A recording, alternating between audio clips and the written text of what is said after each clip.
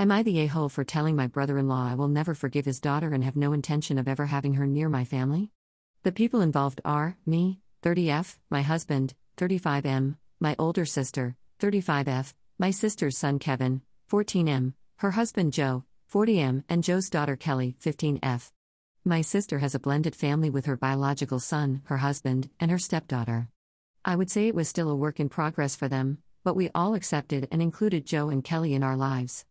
A few weeks ago, my husband and I organized a small get-together at our place to celebrate my birthday and give our family time with our 6-month-old son.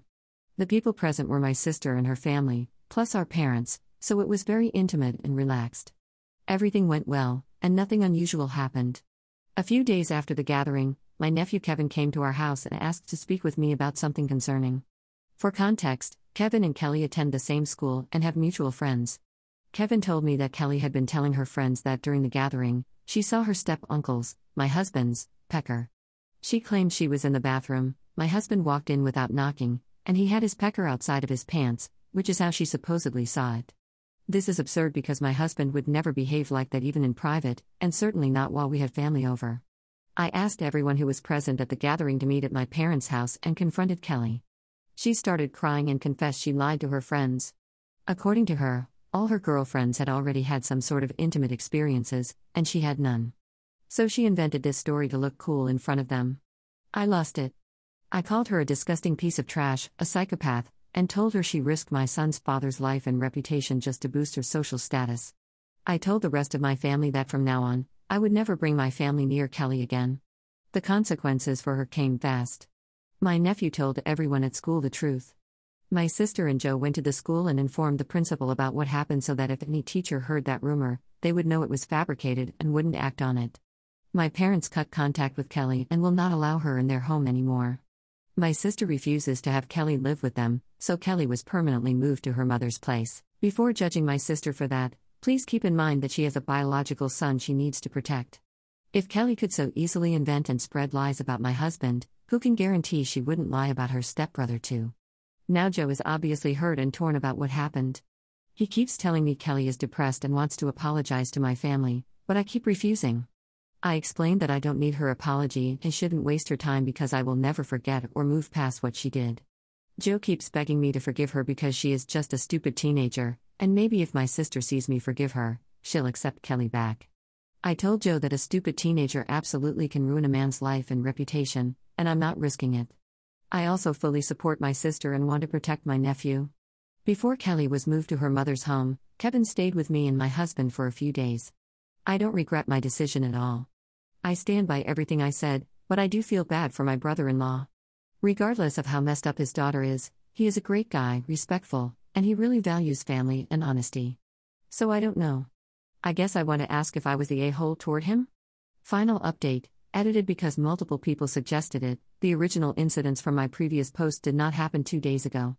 Everything I wrote about happened several weeks ago, so no, we did not find therapists in only 2 days, the events did not happen at the speed of light, and my nephew did not suddenly develop anxiety and panic attacks in 2 days. Hi all. Thank you very much for your replies to my previous post. I really appreciate you taking the time to help me with your words, your experiences, and your feedback. Talking to you here has been therapeutic for me, but also very sad to read about some of your personal experiences. I have received many messages asking me to update. There isn't anything huge, but I spoke to my sister and she gave me some updates. Before I get into that, I want to clarify 3 main points that keep coming up. 1. We are all absolutely certain that Kelly lied. There is no debate, no what if, no doubts. Some of you clearly have a sick mindset just like Kelly, so I understand why you're taking her side. But please stop being disgusting for even a moment. I understand some of you are speaking from personal trauma, but not all disturbed teenagers are victims of sexual assault, and my husband did not sexually assault her. For those who need things spelled out because they can't comprehend otherwise, stop sending me DMs claiming my husband is a predator. Stop telling me I will regret it when the truth comes out. Stop calling me names for defending my husband and saying I am protecting predators. I will continue ignoring your messages. I will not lower myself to your level or entertain delusions. Right now, the only predators seem to be you because you are wishing harm on people you do not know. 2. You do not offend me by claiming this is fake.